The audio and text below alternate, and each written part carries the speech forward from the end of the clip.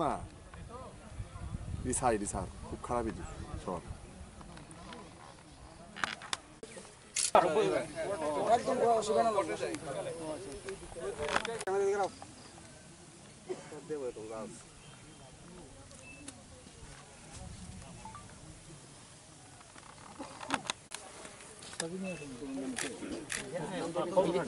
এই জায়গাটা কোন দিকে? ব্যাপার হলো যদি আমাদের আমরা জানতাম তাহলে এখানে পুরাতন বিষয় শহীদ বরণ লোক তো তারা এখানে বাংলাদেশের অংশ ওই জায়গাটা দাঁড়াতে বাংলাদেশ এই খবরটা কি আরো ওইদিকে বলছি 4-5 বছর আগে কিছু আপনার এই বিহার থেকে না আরো এদিকে থেকে মহিলাটা খবর দিয়েছিল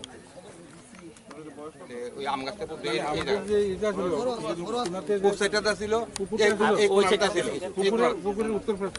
পুকুর না গেছে না এই মরণ আছে না এটার পশ্চিম সাইডে আছে 2 জন আর এখানে একটা আম গাছ ছিল আম গাছটা এসে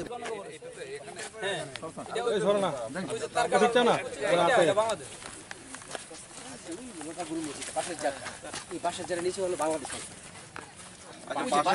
বাসের যাত্রা বাসের যারে ওই পশ্চিম এই যে উত্তর পশ্চিম করার যে একটা গুলমলতা হয়েছে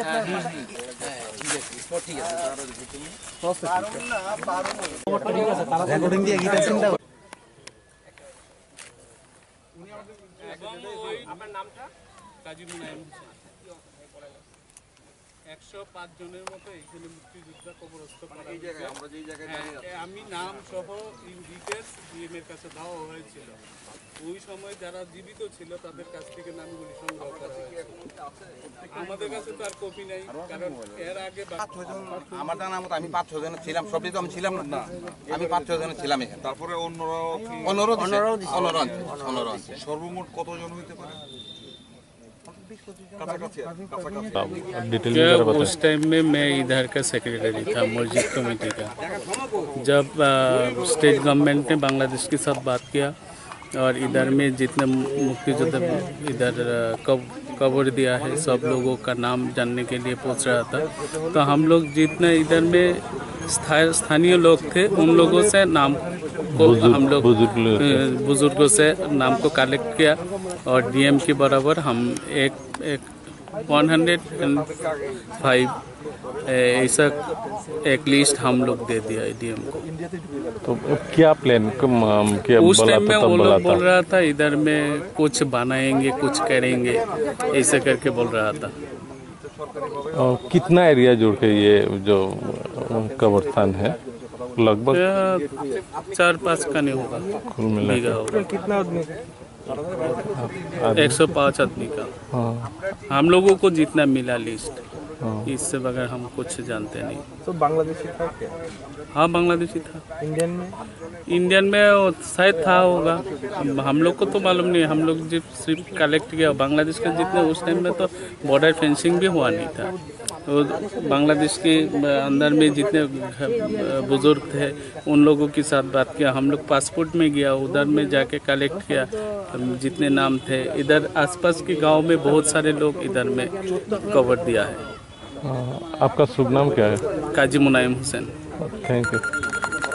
রাজ্য সরকারকে ধন্যবাদ চাচ্ছি দূতাবাসের পক্ষ থেকে যে আমাকে এই এলাকায় একটু ভ্রমণ করার দেখার সুযোগ করে দিয়েছেন। মূলত আমি এবং আমাদের দূতাবাসের প্রথম সচিব এখানে এসেছি।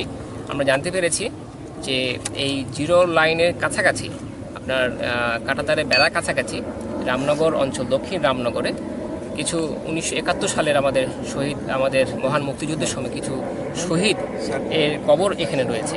তো আমরা মূলত এসেছি এই কবরটা দেখার জন্য কী অবস্থায় আছে। জানতে পেরেছি যে বেশিরভাগ অংশ জিরো লাইন থেকে ইন্ডিয়ান সাইডে পড়েছে, কিছুটা বাংলাদেশের সাইডে পড়েছে। তো আসা উদ্দেশ্য মূলতই শহীদদেরকে শ্রদ্ধা জানানো এবং তাদের কথা দেখা যে কবরটা কী অবস্থায় রয়েছে। এবং আমরা যতটুকু জেনেছি এবং স্থানীয় লোকজনের সাথে কথা বললাম যে এখানে প্রায় 200-র কাছে বা 150-র কাছাকাছি অনেকে আবার নাম না জানাও রয়েছে এখানে কবর রয়েছে। আমরা আমাদের কনসার্ন মন্ত্রণালয়কে এই বিষয়টি অবহিত করব, তো তারা নিশ্চয়ই দুই দেশের সরকারের সাথে কথা বলে, ভারতের সরকারের সাথে কথা বলে এই ব্যাপারটাকে আরও দূরে নিয়ে যাবে। স্যার, এটা আগেও একবার একটা চুক্তি হয়েছিল, সে ব্যাপারে আপনারা কিছু জানেন? আমার এই ব্যাপারে আমি অবহিত নই। ত্রিপুরায় এই ধরনের কতগুলো কবরস্থান আছে? জানা আছে না, আমাদের দেশে আসলে এই ধরনের অগণিত কবরস্থান আছে। আমাদের যে সরকার, আপনারা জানেন যে মুক্তিযুদ্ধের নেতৃত্ব দানকারী মানে যে দল, সেই দলের নেতৃত্বে এখন বাংলাদেশের সরকার রয়েছে। তো আমাদের দেশে এই গণকবরগুলো এই পবিত্র স্থান হিসেবে আমাদের দেশে এইটার জন্য একটা সরকার কমিটি করে দিয়েছেন। বিভিন্ন আমাদের জায়গায় সারা দেশেই ছড়িয়ে ছিটিয়ে আমাদের গণকবর আছে। গণকবরগুলোকে আমাদের সংরক্ষণ করার জন্য আমাদের সরকার উদ্যোগ নিয়েছে এবং এটা কাজ চলছে। এখনও না জানা অজানা অনেক গণকবর আমাদের দেশের নতুন নতুন আবিষ্কৃত হচ্ছে এবং এটার জন্য জেলা কমিটি, উপজেলা কমিটি, বিভিন্ন সুশীল সমাজের প্রতিনিধি, মুক্তিযোদ্ধা সবাইকে নিয়েই কমিটি করা আছে এবং এখনও হচ্ছে, বাট সঠিক সংখ্যাটা আমরা এখন, বাট এটা অনেক গণকবর সংগ্রহ